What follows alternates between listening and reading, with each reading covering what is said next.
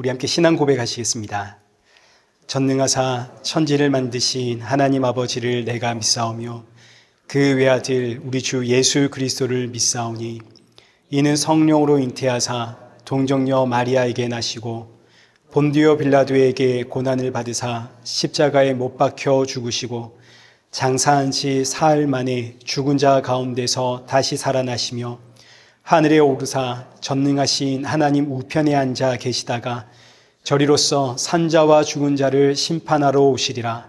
성령을 믿사오며 거룩한 공예와 성도가 서로 교통하는 것과 죄를 사하여 주시는 것과 몸이 다시 사는 것과 영원히 사는 것을 믿사옵나이다.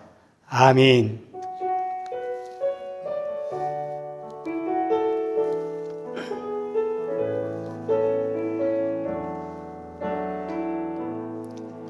하늘의 문을 여소서 이곳을 주목하소서 주를 향한 노래가 꺼지지 않으니 하늘을 열고 보소서 이곳에 임재하소서 주님을 기다립니다. 기도의 향기가 하늘에 닿으니 주여 임재하여 주소서 이곳에 오셔서 이곳에 앉으소서 이곳에서 드리는 예배를 받으소서 주님의 이름만이 오직 주의 이름만 이곳에 있습니다. 이곳에 오셔서 이곳에 앉으소서 이곳에서 드리는 예배를 받으소서 주님의 이름만이 오직 주의 이름만 이곳에 있습니다. 우리 이 시간 예배 앞에 서 있는 내 모습, 분주했던 내 마음 이제 누르시고 내 마음을 점검하여 오늘 주시는 말씀과 오늘 이 예배 앞에 겸손하게 서며 그리고 모든 말씀 앞에 아멘으로 화답하는 성도 되게 하옵소서. 그리고 이 시간 함께하는 사랑하는 성도들에게도 새 힘과 위로와 안식의 말씀이 되어지도록 이 시간 주의 은혜를 부어 주옵소서. 우리 함께 기도하며 예배 자리로 나아가겠습니다. 기도하겠습니다.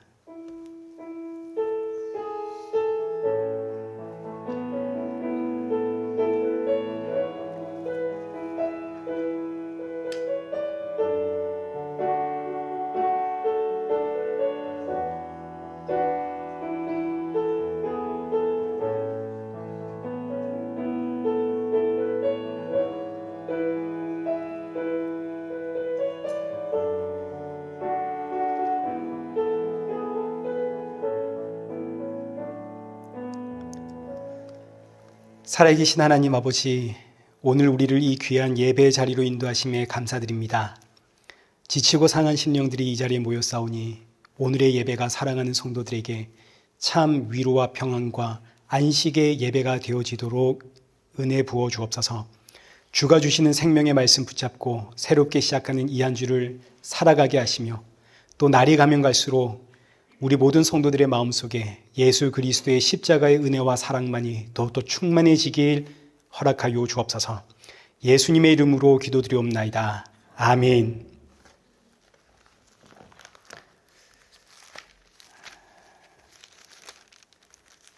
우리 함께 교독문 제27번을 우리 함께 교도하시겠습니다. 하나님이여, 주의 인자를 따라 내게 은혜를 베푸시며 나의 죄악을 말갛게 씻으시며 나의 죄를 깨끗이 제하소서.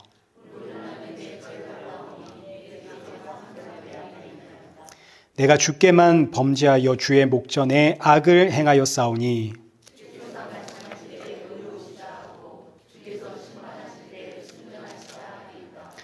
내가 죄악 중에서 출생하였으며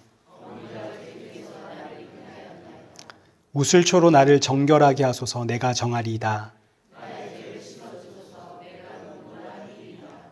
하나님이여 내 속에 정한 마음을 창조하시고 내 안에 정직한 영을 새롭게 하소서. 아멘.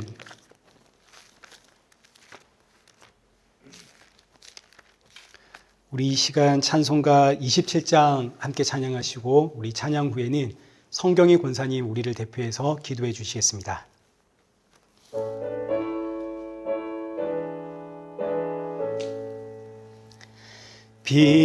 빛나고 높은 보좌와 그 위에 앉으신 주 예수 얼굴 영광이 해같이 빛나네. 해같이 빛나네. 지극히 높은 위엄과 한없는 자비리 무천사 소리 합하여 늘 찬송드리네. 늘 찬송드리네. 영죽을 나를 살리려 그 영광 떠나서 그 부끄러운 십자가 날 위해 지셨네.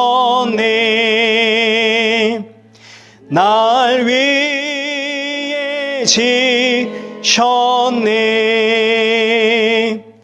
나 이제 생명 있음인 주님의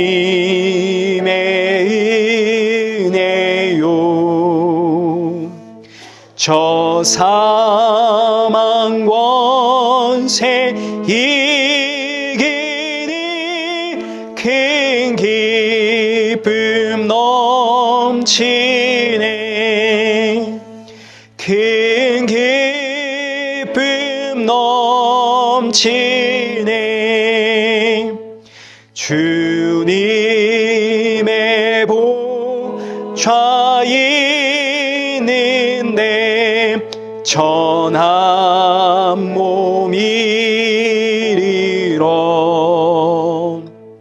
그 영광 몸소 배울 때 내 기쁨 넘치리. 내 기쁨 넘치리. 아멘.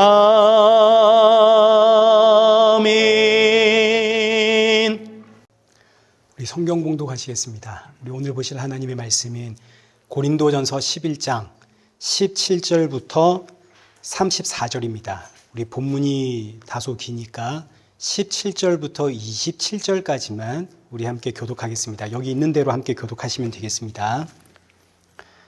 내가 명하는 이 일에 너희를 칭찬하지 아니하나니 이는 너희의 모임이 유익이 되지 못하고 도리어 해로움이라.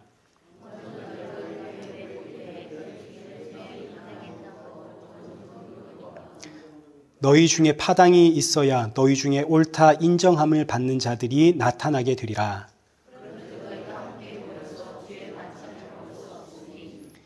이는 먹을 때에 각각 자기의 만찬을 먼저 갖다 먹음으로 어떤 사람은 시장하고 어떤 사람은 취함이라.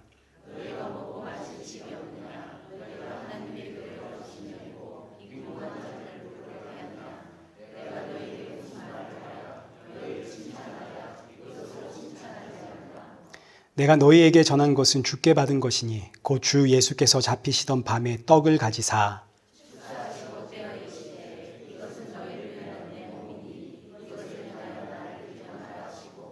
식후에 또한 그와 같이 잔을 가지시고 이르시되 이 잔은 내 피로 세운 새 언약이니 이것을 행하여 마실 때마다 나를 기념하라 하셨으니.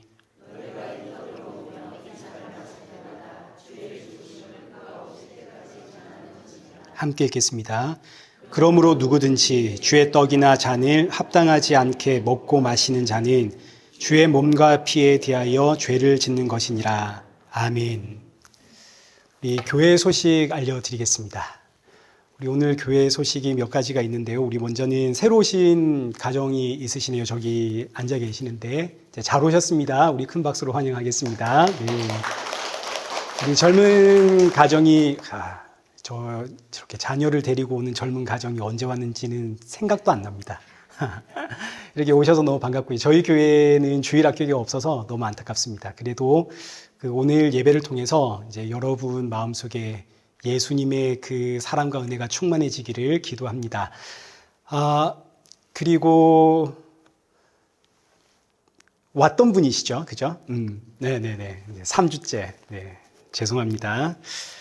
그리고 우리 상호 어머니와 우리 상호가 오늘이 마지막 주일입니다. 우리 상호는 한국 가게 되면 이제 잠시 교환학생으로 조금 공부도 좀 하다가 이제 군대를 가게 되고 이제 군대 잘 다녀오십시오. 시간 금세 갑니다. 네. 그리고 우리 상호 어머니는 우리 이래교회에서 한 2달 정도 함께 예배드렸는데 그동안 참 감사했습니다. 함께 예배드리는 것 자체가 너무 기쁨이었습니다. 우리 큰 박수로 우리 한국에서의 일정 잘 하시라고. 네. 고맙습니다. 그리고 우리 이민호 집사님, 성경희 권사님, 그리고 오늘은 영경이 연승이까지 다 왔는데 우리 가족들이 이제 이번 주에 한국에 들어가게 됩니다. 역시 한국에서의 그 일정들이 주 안에서 아름답게 이제 잘 진행되기를 우리 큰 박수로 우리 함께 격려하겠습니다. 네, 고맙습니다. 우리 이 시간에는 준비하신 헌금 봉헌하는 시간을 가지겠습니다. 우리 헌금 봉헌은 성경희 권사님 부탁을 좀 드릴까요? 네.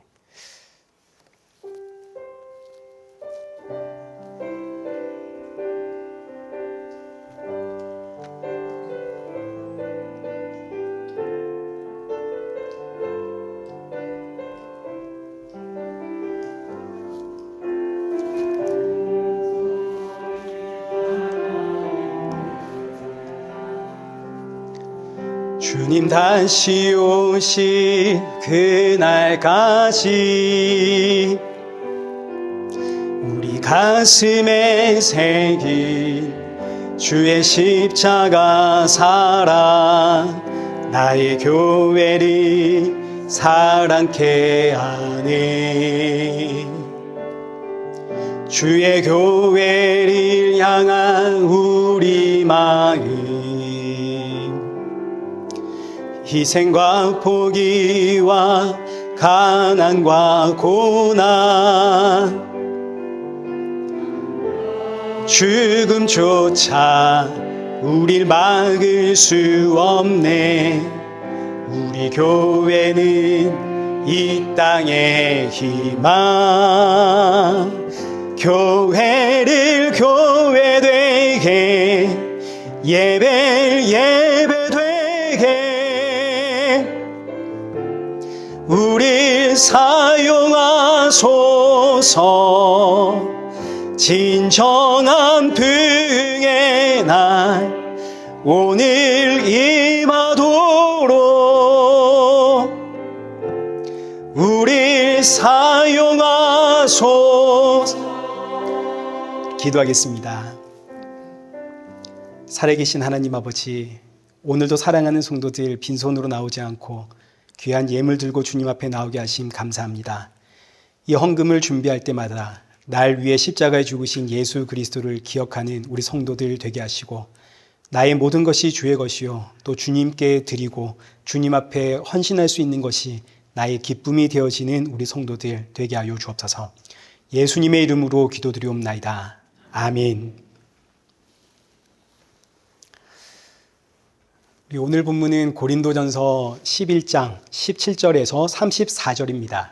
성찬, 서로 기다리라 라는 제목으로 오늘 본문의 말씀 우리 함께 살펴보도록 하겠습니다. 먼저 지난주에는 사도 바울이 이 고린도 교회의 두 가지 전통을 칭찬을 했습니다. 우리 11장 2절 한번 보시죠. 너희가 모든 일에 나를 기억하고 또 내가 너희에게 전하여 준 대로 그 전통을 너희가 지킴으로 너희를 칭찬하노라. 여기 이 전통이라고 하는 단어가 전수하다, 전달하다 이런 뜻입니다. 사도 바울이 교회에 전수했고 그리고 교회가 주님 오실 때까지 전달해야 하는 것 두 가지. 첫째는 예배이고 둘째는 성찬입니다. 예배는 누구에게 예배하는, 교회는 누구에게 예배하는 것인가? 이제 굉장히 중요하죠. 교회는 예수님을 예배하는 곳입니다. 교회의 머리, 교회의 주인이 누구신가요? 예수님이시죠. 예배는 예수님이 나의 머리이십니다. 예수님이 나의 주인입니다. 이걸 가르치고 배우고 예수님 찬양하는 시간이 이 교회의 예배의 시간입니다. 그리고 이 예배의 중요한 요소 중에 하나가 성도의 교제입니다. 성도의 교제는 우리는 예수 그리스도 안에서 한 몸을 이룬 한 지체라는 것을 훈련하는 시간입니다. 성도의 교제 시간은 굉장히 중요합니다. 자, 그런데 지금 우리 지난주에 살펴보았듯이 고린도 교회는 이 예배 시간에 남자는 여자처럼 머리에 수건을 쓰고 여자는 남자처럼 머리에 쓴 수건을 풀어버린 채 기도를 하고 앞에 서서 사람들에게 말씀을 가르치고 있더라 이거죠. 그러니까 이 의미는 교회가 예배를 통해 예수님의 이름을 가지고 사회운동 혹은 인권운동 이런 걸 하고 있더라 이런 의미입니다. 예배는 남녀는 평등하다 이런 걸 가르치는 시간이 아닙니다. 예수님을 믿는 성도들이 이 세상에 나가서 인권운동을 하고 사회운동을 하고 이거 얼마든지 할 수 있는 겁니다. 그러나 그렇다고 해서 성도들이 교회 안에서 예배 시간에 사회운동을 배우고 인권운동을 배우고 그런다면 그곳은 교회는 아닌 것이죠. 우리나라 독립운동에 많은 기독교인들이 참여를 했고 그리고 실제로 독립운동을 주도를 했습니다. 너무너무 잘한 일이죠. 그러나 그렇다고 해서 교회가 독립운동을 부추기거나 조선의 독립을 가르치려고 했다면 그건 교회가 아닌 겁니다. 왜냐하면 교회는 예수님만이 길이요 진리요 생명이심을 선포하는 곳이기 때문입니다. 교회는 세상의 잘못된 질서와 맞서 싸우는 곳이 아닙니다. 예수님이 로마와 싸우셨나요? 아니죠. 로마 군병들에게 붙잡혀 그들을 살리려고 묵묵히 십자가에 달려 죽지 않습니까? 이게 바로 예배이고 이게 교회의 정체성입니다. 교회는 세상과 맞서 싸우는 단체가 아니라 이 세상을 향해 길이요 진리요 생명이신 예수 그리스도를 선포하는 곳입니다. 그리고 이를 위해서 예수님처럼 기꺼이 저들을 위해 십자가를 지는 곳이 교회죠. 여기서 십자가를 진다는 의미는 죽음을 향해 간다는 뜻입니다. 한 영혼의 구원을 위해서 내가 참고 그냥 한두 번 참는 게 아니라 오래 참고 인내하고 용서하고 내가 좀 더 손해보고 교회는 이걸 가르치는 곳이죠. 근데 이렇게 가르치고 이제 성도들이 이 가르침을 따라 내가 십자가를 지고 이제 앞으로 예수 그리스도를 믿는 표를 드러내며 살리라 하고 나가서 실천해 보니 이게 됩니까 안 됩니까? 안 되죠. 이게 불가능한 일입니다. 한 번, 두 번은 우리가 참을 수 있어도 세 번, 네 번 어떻게 참습니까? 한 번, 두 번은 내가 손해볼 수 있겠죠. 그러나 세 번, 네 번 내가 언제까지 손해봐야 됩니까? 그러니 성경의 가르침, 예수님의 가르침이 불가능하다는 사실을 알게 될 때 이 가르침이 잘못된 게 아니라 내가 이 가르침대로 살 수 없는 죄인이구나 이거 깨닫게 되는 겁니다. 내가 아무리 사회운동을 하고 인권운동을 하고 세상은 나를 향해 너 참 훌륭하다 말할지 몰라도 하나님의 말씀을 내 삶에 적용하며 살아갈수록 내가 깨닫게 되는 것은 난 정말 답이 없는 죄인이구나. 결국 예수님만이 길이고 진리고 생명이구나. 예수님이 없으면 나는 살아갈 수 없는 존재이구나. 그러니 보십시오. 신앙생활을 하다 보면 돌고 돌아 결국 어디로 갑니까? 십자가의 예수님 앞으로 가게 되는 겁니다. 교회는 이걸 가르치는 곳입니다. 이 진리의 말씀, 예수님 다시 오시는 그날까지 교회가 증거해야 하는 교회의 첫 번째 전통입니다. 자, 그리고 오늘 본문은 교회가 전해야 하는 이제 두 번째 전통, 성찬에 대한 이야기입니다. 성찬은 예수님이 다시 오실 그날까지 교회가 기념해야 하는 예식입니다. 우리 오늘 본문 17절부터 보겠습니다. 내가 명하는 이 일에 너희를 칭찬하지 아니하나니 이는 너희의 모임이 유익이 못되고 도리어 해로움이라. 사도 바울이 지금 여기서 내가 너희에게 명한 이 일은, 여기서 이 일은 사도 바울이 고린도 교회에 전한 전통입니다. 두 가지, 예배와 성찬. 앞서 사도 바울은 고린도 교회를 향해서 너희가 지금 내가 전한 전통, 예배와 성찬을 지키기 위해서 모이고 있는 것, 내가 너희를 너무 칭찬한다라고 이야기를 했습니다.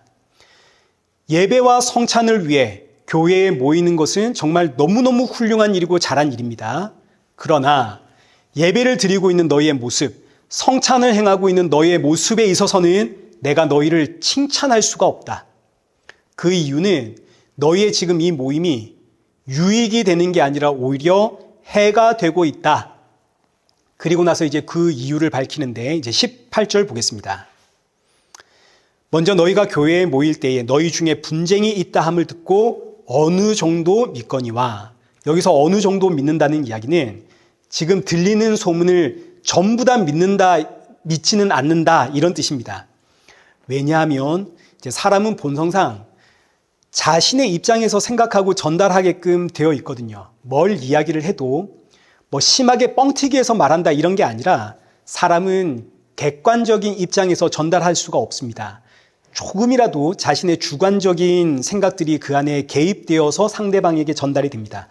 그래서 사도 바울이 지금 고린도 교회에 분쟁이 있다라는 수많은 이야기를 듣고 있는데 내가 이거 전부 다 믿는 것은 아니지만 그러나 부분적으로는 믿는다. 왜냐하면 19절 너희 중에 파당이 있어야 너희 중에 옳다 인정함을 받는 자들이 나타나게 되리라. 이게 지금 무슨 이야기냐면 사람의 이 본성을 지적하는 표현입니다. 사람은 어디를 가나 파당을 형성하게 되어 있습니다. 우리 일의 교회도 참 이 행복한 교회고 파당이 없어 보이는 것 같지만 그러나 사람이 존재하는 곳엔 파당이 없을 수가 없거든요. 아마 저는 몰라도 여기 파당이 있을 겁니다.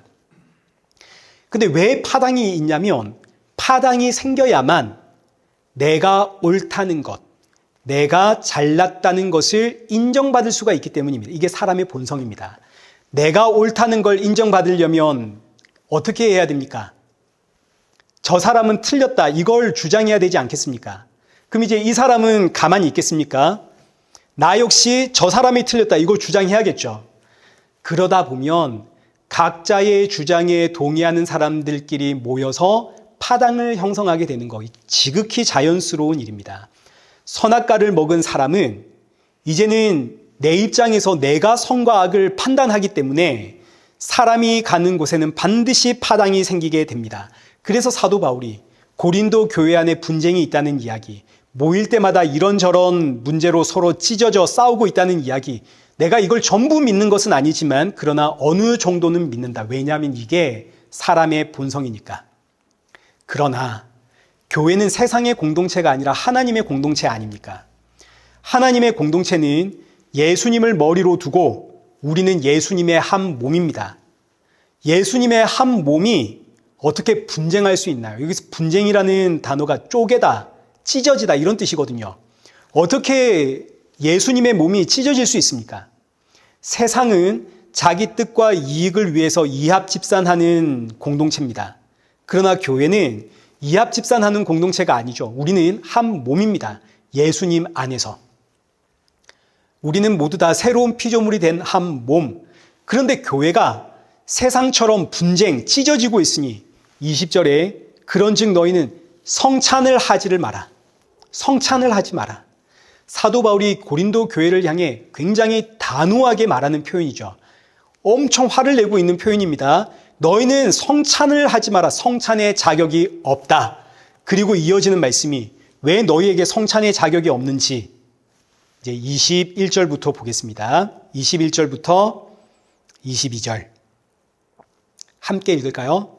시작.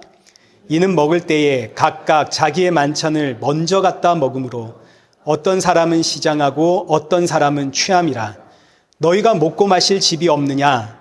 너희가 하나님의 교회를 업신 여기고 빈궁한 자들을 부끄럽게 하느냐? 내가 너희에게 무슨 말을 하랴? 너희를 칭찬하랴? 이것으로 칭찬하지 않노라. 여러분, 사도 바울이 얼마나 화가 났는가 이 문장에서 보이시죠? 너희는 성찬을 할 자격이 없다. 왜 너희가 성찬을 할 자격이 없냐면 성찬을 하고 있는 너희의 모습을 한번 봐라 이겁니다. 지금 이 시대의 교회는 오늘날처럼 이렇게 교회가 있었던, 교회 건물이 있었던 시대가 아닙니다. 이 시절의 교회는 가정교회입니다. 성도들 가운데 누군가가 자기 집을 오픈한 거죠. 예배 시간에 맞춰서 이제 그 사람의 집에 모이면 이제 여기가 교회가 되고 예배를 드리는 겁니다. 그리고 이 당시의 예배는 항상 마지막은 성찬식이었습니다.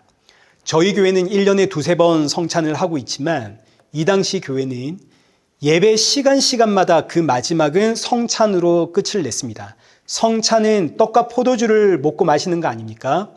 우리에게는 성찬이 주식이 아니지만, 이 떡과 포도주가 주식이 아니지만 이 시대는 떡과 포도주가 우리로 말하자면 밥과 국입니다. 국밥인 겁니다. 식사 시간입니다. 성찬의 시간이. 예수님께서 성찬식을 행하던 그 최후의 만찬 한번 생각해 보십시오. 식사를 하던 중간에 예수님이 떡을 찢고 포도주를 주시면서 앞으로 너희는 이 떡과 포도주를 먹고 마실 때마다 나를 기념해라. 그 식사 시간이 성찬 시간인 겁니다.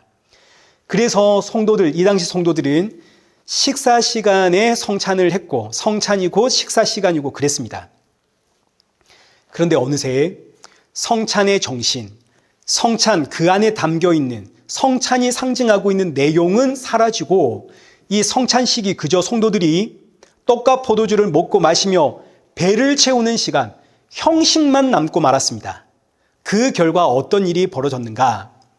이제 예배 시간이 되면 집주인이 자기 집을 오픈을 했지만 성도들의 음식을 다 준비할 수 없으니까 자발적으로 성도들이 오늘 우리 교회가 포트락 하는 것처럼 각자 음식을 좀 싸서 준비를 해왔습니다.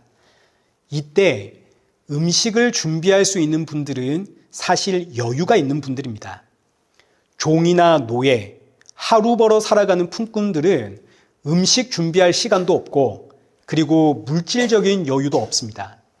그러다 보니 예배 시간이 시작되기 전 여유가 있는 분들은 이제 음식을 들고 먼저 예배 장소에 모여서 음식도 세팅을 하고 이제 예배 준비를 하는 거죠. 그러다 보니 이제 여유가 있는 분들은 집안에 들어가고 집안에서 음식 준비를 하고 이제 늦게 오는 분들, 삶에 여유가 없는 분들, 지금 막 부랴부랴 이제 일 마치고 교회를 향해 열심히 달려온 성도들, 이 성도들은 이제 안쪽은 꽉 찼으니까 집 마당 쪽에서 이제 자리를 잡고 예배를 드리게 되는 겁니다. 그러니 너무너무 자연스럽게 교회 안에 구분이 되는 거죠. 집 안쪽에는, 교회 안쪽에는 여유 있는 사람들, 집 밖으로는 이제 좀 빈궁한 사람들, 자연스럽게 구분이 되고 이제 예배가 시작이 되었습니다. 예배가 끝이 났고 성찬 시간 되었습니다. 떡과 포도주를 마시고 이제 함께 나누는 식사의 시간이 된 겁니다. 근데 누가 먼저 먹겠습니까? 이 당시는 신분의 제도가 있던 시절입니다. 마당 쪽에 이 빈궁한 사람들은 상대적으로 신분이 좀 천한 사람들 아닙니까? 그러니 이들은 아무 말 못하고 집안에서 음식이 나오길 기다릴 수밖에 없었습니다. 성찬의 의미를 안다면 이럴 수는 없겠죠. 안쪽에서 음식을 공평하게 나눠가지고 안쪽과 바깥쪽이 동시에 먹을 수 있도록 이렇게 조치를 취했겠지만 어느새 성찬의 의미가 사라져 버렸습니다. 식사 자리가 되어버렸거든요. 그 결과 여기 21절의 말씀처럼 각각 자기의 만찬을 먼저 갖다 먹더라. 이게 무슨 의미냐면 음식 준비해온 사람들이 밖에 있는 사람들 배려하지 않고 그냥 자기들끼리 각자 우리끼리 준비한 음식 먼저 먹더라, 이런 이야기입니다. 먹다 남은 음식들이 이제 밖으로 나가는 거죠. 그러다 보니 마당 쪽에 있는 사람들은 지금 배가 고프고 집 안쪽에 있는 사람들은 어느새 포도주에 취해버렸고, 사도 바울이 지금 하는 이야기가 이게 교회냐? 이게 성찬이냐? 22절에 너희가 먹고 마실 집이 없느냐? 이럴 것 같으면 집에 가서 밥을 먹고 와라. 너희의 행위는 하나님의 교회를 업신여기는 것이고 빈궁한 자들을 부끄럽게 하는 것이다. 내가 어떻게 너희를 칭찬하랴? 너희의 모임이 어떻게 교회가 될 수 있느냐? 사도 바울이 얼마나 화가 났는지 지금 이 문장 속에 보이지 않습니까? 자, 그리고 나서 이제 이어지는 말씀이 사도 바울이 성찬의 의미가 무엇을 뜻하는지를 우리에게 알려줍니다. 성찬이 무엇인지를 아느냐? 성찬은 단순히 밥 먹는 시간이 아니다.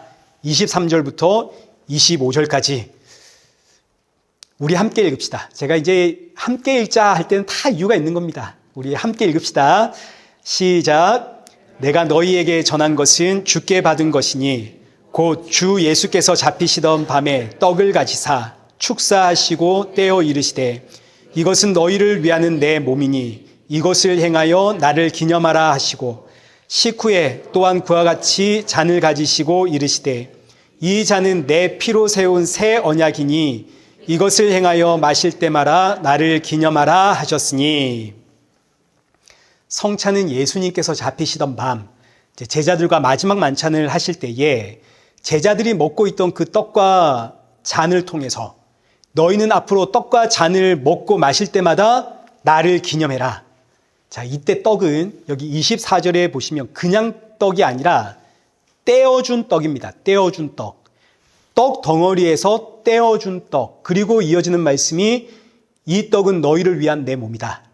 자, 그러니까 이 의미는 뭐냐면 예수님께서 떼어준 떡은 단순히 떡덩어리에서 떡을 조금 떼어냈다 이런 의미가 아니라 너와 나를 살리기 위해 예수님의 살이 뜯기셨다 이런 뜻입니다. 예수님의 희생을 상징하는 겁니다. 마찬가지로 여기 25절에 잔을 가지시고라고 하죠. 이 잔은 뭔가 위에서부터 흘러내리는 걸 받는 겁니다. 뭐가 흘러내렸나요? 예수님의 피가 흘러내렸죠. 이 잔에 담겨 있는 건 지금 포도주이지만 이 잔에 담긴 포도주는 너희를 위해 내가 흘리는 피다. 이 말씀 역시 우리를 살리기 위한 예수님의 희생을 상징하는 겁니다. 그러니까 떡과 포도주는 단순히 우리가 예수님의 살과 피를 먹고 마신다 이런 정도가 아니라 우리를 살리기 위해 예수님께서 담당하셨던 예수 그리스도의 고난과 수치와 희생을 상징하는 게 떡과 포도주가 되는 겁니다. 그리고 나서 이어지는 말씀이 너희는 이것을 기념해라. 나의 살과 피가 어떤 의미인지 아느냐? 이걸 기념해라. 그런데 이때 기념이라고 하는 단어는 내가 무엇을 경험했을 때 기념한다 하는 겁니다. 예를 들어서 결혼 기념일. 내가 결혼을 했으니까 그날을 기념하지 않습니까? 결혼하지 않은 사람들에게 결혼 기념일 있나요, 없나요? 그 있으면 이상하죠. 기념은 경험한 사람이 하는 겁니다. 예수 그리스도의 살과 피로 예수님의 그 끔찍한 희생으로 새로운 피조물이 된 성도만이 성찬을 기념할 수 있는 겁니다. 왜냐하면 이들은 성찬의 의미를 아니까요. 이때 예수님의 살과 피, 예수님의 희생으로 새로운 피조물이 된 성도에게는 이제 여러 가지의 특징들이 나타나는데 대표적인 게 두 가지입니다. 먼저 첫째는 여기 골로새서 3장 10절과 11절 보십시오. 새 사람을 입었으니 거기에는 헬라인이나 유대인이나 할레파나 무할레파나 야만인이나 수구디아인이나 종이나 자유인이 뭐가 없습니까? 차별이 없죠. 주 안에서 새로운 피조물이 된 성도는 서로가 서로에게 차별이 없습니다. 내가 세상적으로 아무리 잘났어도 나를 살리기 위해서 누가 죽어야 했나요? 예수님 죽어야 했죠. 내가 세상이 볼 때 너무너무 못났어도 이런 나를 살리기 위해 누가 죽으셨나요? 예수님 죽으셨죠. 예수님 앞에서는 잘난 자 못난 자가 없다는 이야기입니다. 예수님 앞에서 우린 전부 다 똑같은 뭔가요? 죄인들이죠. 반응 좀 해 주십시오. 둘째, 새로운 피조물이 된 성도는 여기 고린도전서 12장 13절 우리가 유대인이나 헬라인이나 종이나 자유인이나 다 한 성령으로 세례를 받아 뭐가 되었습니까? 그렇죠. 우리는 한 몸이 되었습니다. 성찬은 우리는 예수님의 죽음이 아니면 구원받을 수 없는 죄인입니다. 이 고백이 담겨 있어야 되고 동시에 우리는 이제 예수님 안에서 한 몸입니다의 고백이 있어야 됩니다. 자, 그래서 본문 26절 너희가 이 떡을 먹으며 이 잔을 마실 때마다 뭘 기억해라? 우리 주의 죽으심을 기억해라. 그리고 주가 오실 때까지 이것을 전해라. 성찬은 단순히 식사의 자리가 아닙니다. 내 배 채우는 자리가 아닙니다. 우리 주의 죽으심, 나를 살리기 위해 살이 찢기고 피를 흘리신 예수 그리스도의 죽으심을 기억하는 시간이고 동시에 우리의 사명은 우리 주 다시 오실 때까지 이를 증거하는 예수님의 증인으로 살아가는 이것이 우리의 사명, 우리의 비전. 그런데 지금 고린도 교회는 이 성찬의 정신, 성찬의 의미는 사라지고 그저 자기 배 채우는 시간이 되어버렸습니다. 사도 바울이 얼마나 화가 났든지 너희는 성찬을 하지 마라. 너희가 하는 성찬은 27절 주의 몸과 피에 대하여 죄를 짓는 것이니라.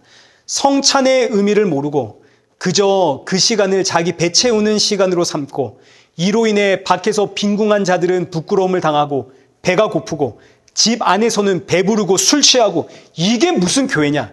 이건 하나님의 교회를 업신여기는 것이고 주의 몸과 피에 대하여 죄를 짓는 것이다. 그러니 너희는 성찬하지 마라. 28절과 29절 보십시오. 사람이 자기를 살피고 그 후에야 이 떡을 먹고 이 잔을 마실지니 주의 몸을 분별하지 못하고 먹고 마시는 자는 자기 죄를 먹고 마시는 것이니라. 여기 27절부터 29절의 말씀들, 이제 저는 예전에 그 목회하기 전에 이 말씀 어떻게 배웠냐면 성찬을 하기 전 이제 내가 미처 회개하지 못한 일이 있었다든지 누군가 화해를 못했다든지 내 지금 모습이 성찬에 합당하지를 못한다 여기면 성찬 시간에 성찬을 한번 빼라. 이제 저도 그렇게 배웠습니다. 네가 준비가 안 됐는데 성찬을 하게 된다면 이건 주의 몸과 피에 대해 죄를 짓는 것이고 내가 내 죄를 먹고 마시는 것과 같다. 저는 이제 그렇게 배웠기 때문에 저도 이제 벌써 한 10년 전입니다. 이레교회에 이제 첫 부임을 해서 성찬을 집행할 때 성찬에 참여하기에 합당하다 여겨지지 않는 분들은 한번 쉬어도 괜찮습니다. 제가 이런 이야기를 했던 게 제 기억에 나거든요. 근데 이제 보니까 이게 이런 말씀이 아니더라고요. 성찬은 저와 여러분이 죄인이기 때문에 하는 겁니다. 내가 죄인이기 때문에 내가 살 수 있는 유일한 방법은 뭐밖에 없나요? 예수님의 피와 살을 먹고 마시는 것밖에 없죠. 아니, 그런데 내가 죄인이라서 성찬에 참여할 수 없다면 나 어떡하라는 이야기입니까? 내가 죄인이라서 성찬에 참여할 수 없다면 그러면 성찬에는 누가 참여할 수 있다는 이야기인가요? 이 땅에 의인이 있나요, 없나요? 누가 그러면 성찬에 참여합니까? 말이 안 되는 거죠. 잘못 배웠습니다. 너무 속상했습니다. 우리 모두 죄인인데 성찬은 죄인이기 때문에 하는 겁니다. 죄인이기에 나의 유일한 구원자는 예수님입니다. 고백하며 행하는 것이 성찬입니다. 이게 성찬의 정신입니다. 그러니 여러분, 성찬을 피하시면 안 됩니다. 이 성찬은 우리의 신앙 고백이 담겨 있습니다. 자, 그래서 여기 28절, 27절부터 29절 여기 이 말씀은 성찬의 의미를 되새기면서 성찬에 참여해라 이런 뜻입니다. 성찬의 의미를 모르는 자는 그 사람은 예수님 안 믿는 사람입니다. 그러니 그런 자는 성찬하지 마라. 이런 자에게 성찬은 구원의 메시지가 되는 게 아니라 그냥 떡과 포도주를 먹고 마시는 평소와 똑같이 자기 죄를 먹고 마시는 것과 똑같다. 내가 죄인이기에 예수님만이 나의 유일한 구원자입니다. 이 고백이 나에게 있는가를 돌아보고 성찬을 행해라 이 이야기입니다. 근데 지금 고린도 교회는 이 성찬이 참 의미가 없는 성찬이다 이거죠. 성찬의 의미를 모르는. 그래서 이제 이어지는 30절 말씀이 그러므로 너희 중에 약한 자와 병든 자가 많고 잠자는 자가 적지 아니하니. 사도 바울이 지금 고린도 교회를 향해서 지금 너희가 예수 그리스도의 살과 피의 의미를 모르고 너희가 어떤 존재인지를 모르고 성찬을 행하고 있는 걸 보니 너희는 지금 영적으로 약한 자고 영적으로 병든 자고 심지어 너희는 영적으로 잠자는 자다. 여기서 영적으로 잠자는 자다 이 말은 영적으로 죽었다는 이야기입니다. 영적으로 죽은 자는 예수님을 안 믿는 자라는 뜻이죠. 지금 이 교회 안에 예수님을 안 믿는데도 들어온 사람들이 있다 이런 이야기입니다. 이렇게 아주 강하게 고린도 교회를 책망하면서 이제 31절 보겠습니다. 31절은 조금 어렵습니다. 풀이가. 우리가 우리를 살폈으면 판단을 받지 아니하려니와 여기서 살폈다 이 단어가 법적으로 재판을 했다 이런 뜻입니다. 우리가 우리를 스스로 재판을 했다면 그리고 판단을 받지 아니하려니와 여기서 판단은 고소하다 이런 뜻입니다. 그러니까 너희가 너희의 그 성찬 행하는 이 모습을 너희 스스로 재판을 했다면 너희가 고소는 안 당할 것이다 이런 의미입니다. 그러나 32절 우리가 판단을 받는 것은 내가 너를 지금 고소하고 있는 것은 주가 징계하는 것으로 이는 우리로 세상과 함께 정죄함 받지 않게 하려 함이라. 한마디로 내가 너희를 지금 책망하는 것은 너희가 세상의 그 마지막 날 세상과 함께 심판받지 않게 하려고 내가 너희를 지금 책망하는 것이다. 그럼 이제 여러분 세상과 함께 마지막 날 세상과 함께 심판받지 않으려면 지금 이 자리에 누가 계셔야 됩니까? 누구를 전해야 됩니까? 예수님 전해야 되겠죠. 그래서 오늘 본문의 결론이 이제 33절. 그런즉 내 형제들아 먹으러 모일 때에 어떻게 하라고요? 서로 기다리라. 이 말씀이 어떻게 보면 굉장히 우습습니다. 먹으러 모일 때 서로 기다려라. 성찬할 때 음식을 준비한 사람들끼리 다 먹고 그러지 말고 늦게 오는 자들까지 기다렸다가 함께 성찬을 해라. 이런 뉘앙스로 읽히지만 이런 유치한 이야기가 아닙니다. 이건 또 논리적으로도 말이 안 됩니다. 왜냐하면 성찬은 예배 후에 하는 거거든요. 오늘 본문도 한번 보십시오. 성찬을 만약에 먼저 했다면 어떤 이들은 지금 배부르고 술에 취했는데 그 다음에 어떻게 예배를 드립니까? 말이 안 되죠. 그럼에도 불구하고 우리가 이런 오해를 할까봐 성찬을 할 때는 사람들이 다 올 때까지 기다려라 이런 이야기구나 이렇게 우리가 오해를 할까봐 34절에서 한 번 더 사도 바울이 강조를 합니다. 만일 누구든지 시장하거든 어떻게 하라고요? 집에 가서 먹으라고요. 예배 끝나면 집에 가서 밥을 먹든 아니면 교회 오기 전에 밥을 먹든지 해라. 그러니까 여기 33절의 이야기는 모두 모일 때까지 함께 기다려서 성찬을 행해라 이런 이야기가 아닙니다.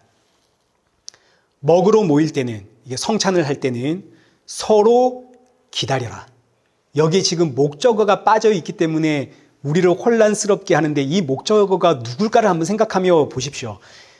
성찬을 할 때는 서로 기다려라.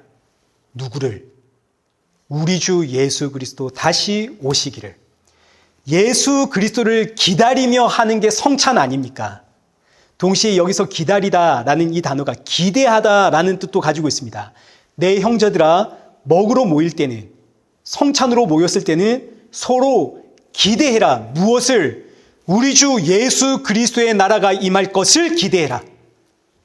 그러니까 이 33절은 여기 26절과 한 세트입니다. 26절과 한 세트로 보셔야 됩니다.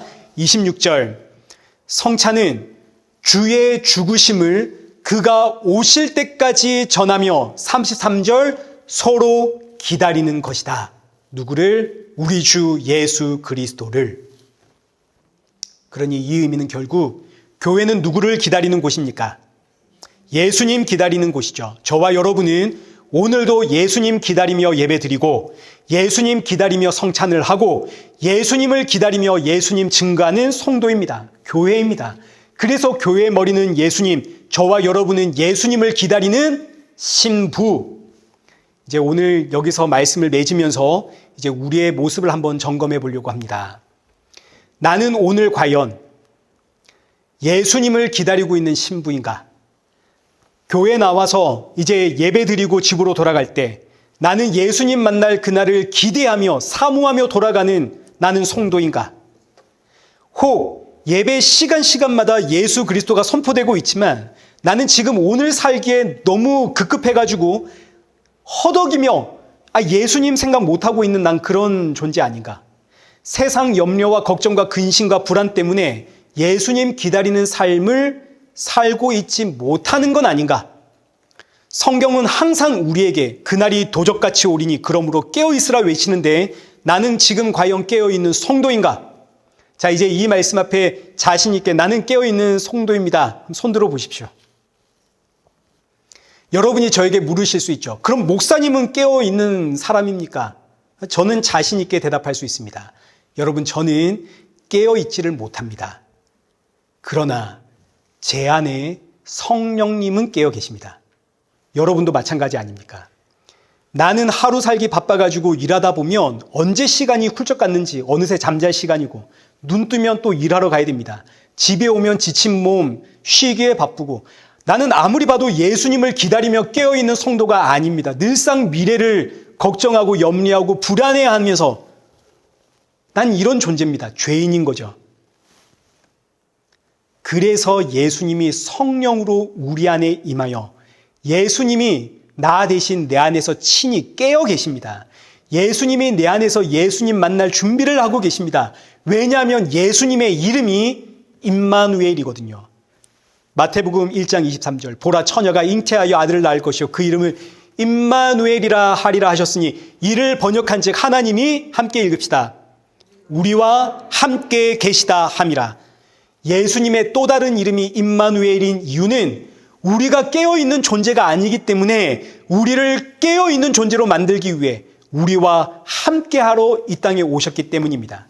그래서 예수님 이 땅에 오셔서 저와 나를, 여러분을 구원하기 위해 십자가에 죽으시고 우리를 구원하셨음에도 불구하고 우리는 여전히 깨어있는 존재가 아니기 때문에 임마누엘의 하나님이 성령으로 나와 함께 하시어 지금도 내 안에 계시는 하나님이 나를 대신하여 친히 깨어있어 예수님 만날 그날을 준비하고 계시는 임마누엘의 하나님이 지금 나와 함께 하시기에 나는 비록 연약해도 나는 지금 영적으로 병들었어도 심지어 나는 지금 영적으로 잠들었어도 세상을 향해 눈이 멀었어도 세상의 욕망 때문에 시기, 질투, 미운, 다툼, 경쟁하고 있어도 그럼에도 불구하고 나는 항상 깨어있는 존재고 항상 예수님 만날 준비가 되어 있는 성도입니다.